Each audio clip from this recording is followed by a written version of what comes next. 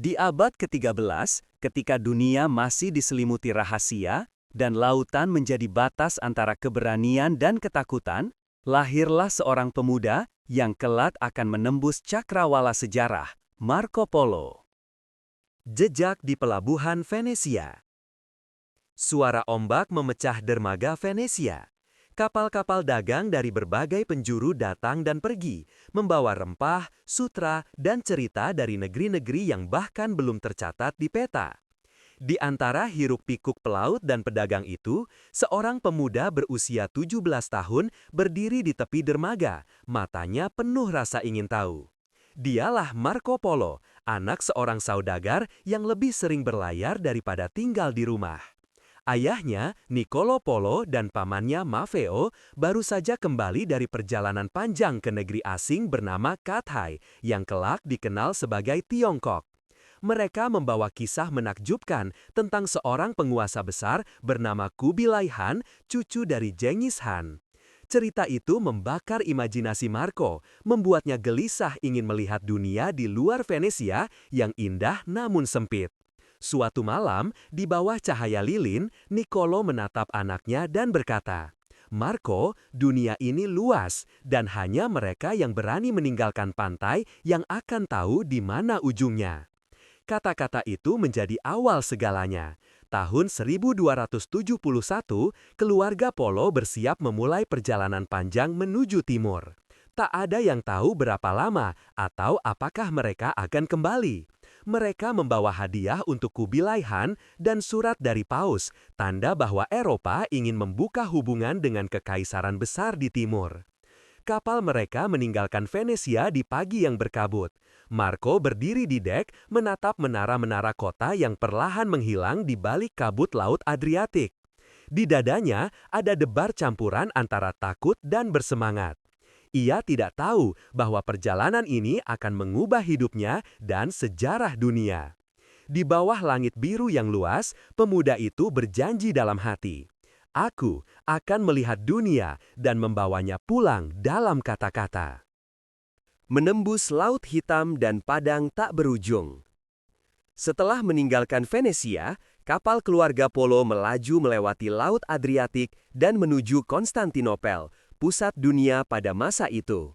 Kota itu memukau Marco, menara emas, kubah masjid yang menjulang, dan jalanan yang dipenuhi bahasa dari segala penjuru dunia. Tapi mereka tak berlama-lama. Tujuan mereka jauh lebih jauh, melintasi Laut Hitam menuju negeri yang tak dikenal, di balik padang dan pegunungan yang tak tercatat dalam peta. Perjalanan laut pertama Marco menjadi ujian nyata. Angin dingin berhembus dari utara, mengguncang layar kapal. Kadang badai datang tiba-tiba, membuat kapal berderit seolah akan pecah. Namun setiap kali ketakutan menyelimuti hatinya, Marco teringat kata-kata ayahnya. Setiap badai akan berlalu, dan setelahnya langit akan memperlihatkan arah yang baru. Setelah berminggu-minggu berlayar, mereka tiba di pelabuhan Sudak di tepian Laut Hitam. Dari sana, perjalanan berlanjut dengan kafilah unta menyusuri padang luas menuju Asia Tengah. Udara kering, matahari menyengat, dan malam turun dengan dingin yang menggigit tulang. Marco belajar bahwa dunia timur tidak hanya indah, tetapi juga keras dan menuntut keberanian. Hari demi hari, mereka melintasi padang tanpa ujung. Debu beterbangan dan suara lonceng di leher unta menjadi irama kesunyian. Di malam hari, langit timur menyala dengan jutaan bintang. Marco menatapnya lama-lama, seolah bintang-bintang itu adalah penanda jalan menuju takdirnya. Di oasis kecil, ia bertemu dengan pedagang dari Persia yang menceritakan kisah tentang negeri-negeri jauh. Samarkand, Bukhara, dan Kashgar, kota yang berkilau di bawah bayangan pegunungan Pamir. Marco mencatat semuanya dalam pikirannya. Setiap wajah, setiap aroma rempah, setiap legenda yang ia dengar. Bagi banyak orang, perjalanan ini hanyalah perdagangan. Tapi bagi Marco, setiap langkah adalah penemuan baru. Setiap horizon adalah misteri yang menunggu untuk dibuka. Di usia muda, ia mulai memahami, dunia ini bukan hanya peta dan jarak, tetapi kisah manusia yang terhubung oleh keberanian. Dan di kejauhan, di balik gurun dan pegunungan, tersembunyi kerajaan besar yang menunggu mereka, Kerajaan Kubilai Han. Di gerbang dunia timur. Perjalanan panjang melewati Asia Tengah akhirnya membawa keluarga Polo ke jantung jalur sutra. Setelah berbulan-bulan menembus padang pasir dan pegunungan, mereka tiba di kota legendaris, Kashgar, gerbang menuju dunia timur. Kota itu bagaikan permata di tengah gurun, dipenuhi suara pasar, aroma rempah, dan bahasa dari 100 bangsa. Bagi Marco, inilah pertama kalinya ia benar-benar merasa berada di dunia lain. Unta-unta berbaris melewati jalan batu. Para pedagang menukar kain sutra, batu giok, dan lada hitam. Di tengah keramaian itu, Marco menyadari sesuatu. Eropa hanyalah satu sudut kecil dari dunia yang jauh lebih luas dan rumit. Jika dunia ini adalah buku, katanya dalam hati, maka aku baru membuka halamannya. Namun keindahan itu tak lepas dari bahaya. Di perjalanan berikutnya menuju Samarkand, rombongan mereka diserang oleh perampok Padang. Panah berterbangan, kafilah berhamburan. Marco yang masih muda sempat terjatuh dari unta dan berlindung di balik batu. Ayahnya menariknya dengan cepat, nyawa mereka selamat hanya karena keberuntungan. Sejak hari itu, Marco belajar bahwa setiap langkah menuju timur menuntut keberanian lebih dari sekedar niat. Ia menuntut keteguhan jiwa. Musim berganti. Dari kota ke kota, mereka mengikuti rute perdagangan yang panjang dan berbahaya. Mereka menyeberangi pegunungan Pamir yang menjurang di atas awan, melewati lembah es, dan jalan sempit di antara jurang. Banyak kafilah lain yang tak pernah sampai, tapi keluarga Polo terus maju, dibimbing oleh tekad untuk mencapai istana Kubilai Khan, penguasa besar yang sudah menantikan mereka. Ketika akhirnya mereka tiba di lembah yang subur di dekat perbatasan Cathay, Marco menatap cakrawala yang dipenuhi kabut lembut dan gunung biru di kejauhan. Di sanalah, katanya dalam hati, gerbang dunia timur. Ia tak tahu apa yang menantinya di balik sana, kemegahan, kebijaksanaan, atau mungkin ujian yang lebih berat dari sebelumnya. Tapi satu hal pasti, langkahnya kini tak bisa mundur. Dunia timur sudah memanggil namanya. Istana Kubilai Khan. Setelah berbulan-bulan perjalanan melelahkan, melewati gurun yang kejam, dan pegunungan yang nyaris tak terjangkau, keluarga Polo akhirnya tiba di tanah Cathay, negeri yang selama ini hanya hidup dalam legenda. Udara terasa berbeda, dipenuhi aroma dupa dan kayu manis. Di kejauhan, berdiri istana megah dari marmer putih dan emas, Khan Balik, ibu kota Kekaisaran Mongol. Kediaman sang penguasa besar, Kubilai Khan. Marco menatap kagum. Ia tak pernah membayangkan istana seperti itu ada di dunia nyata. Gerbangnya tinggi, dijaga oleh prajurit berpakaian sutra dan zirah baja, membawa panji-panji naga emas. Di dalamnya, taman-taman luas terbentang, dipenuhi kolam jernih, burung eksotis, dan patung batu dari seluruh penjuru Asia. Ketika akhirnya mereka diizinkan menghadap Sang Khan, Marco merasakan jantungnya berdetak cepat. Kubilai Khan duduk di atas tahta tinggi, berwajah tenang namun penuh wibawa. Matanya tajam, seolah mampu membaca isi hati siapapun yang berdiri di hadapannya. Ayah dan paman Marco menyampaikan surat dari Paus serta hadiah dari Eropa. Kubilai mendengarkan dengan sabar, lalu menatap Marco. "Siapakah pemuda ini?" tanya Sang Han dengan suara dalam. "Anakku," jawab Niccolo, "ia datang untuk belajar dan melayani kebijaksanaan Tuan." Kubilai tersenyum tipis. "Anak muda," katanya, "matamu menyimpan rasa ingin tahu. Dunia besar dan engkau akan melihatnya bersamaku." Sejak hari itu, Marco diizinkan tinggal di istana Kubilai Han. Ia belajar bahasa, adat, dan kebudayaan timur. Ia mencatat semuanya dalam hati. Sistem pos Mongol yang menakjubkan, kota-kota yang makmur, dan keadilan yang ditegakkan dengan tangan besi tapi adil.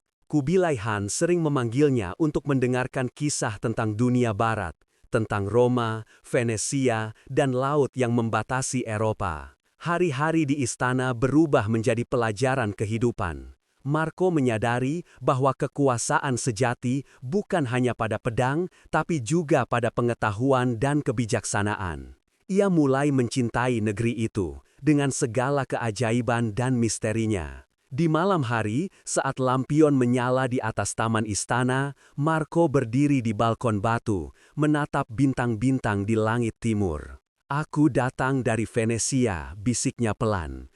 "Tapi kini aku menemukan dunia yang lain. Dunia yang bahkan tak pernah dibayangkan bangsaku." Dan di bawah cahaya bulan, bayangan Kubilai Han tampak berdiri di kejauhan. Seorang penguasa yang melihat potensi besar dalam diri pemuda dari barat itu. Utusan Sang Han. Musim semi tiba di Han balik. Taman-taman istana Kubilai Han dipenuhi bunga seroja dan burung bangau yang berputar di atas kolam jernih. Di tengah kemegahan itu, Marco Polo kini bukan lagi sekedar tamu dari barat. Ia telah menjadi kepercayaan Sang Han. Selama bertahun-tahun, Marco mempelajari bahasa, adat, serta hukum kekaisaran. Ia menunjukkan kecerdasan yang mengesankan, mampu memahami perbedaan budaya, dan berpikir cepat dalam menghadapi persoalan.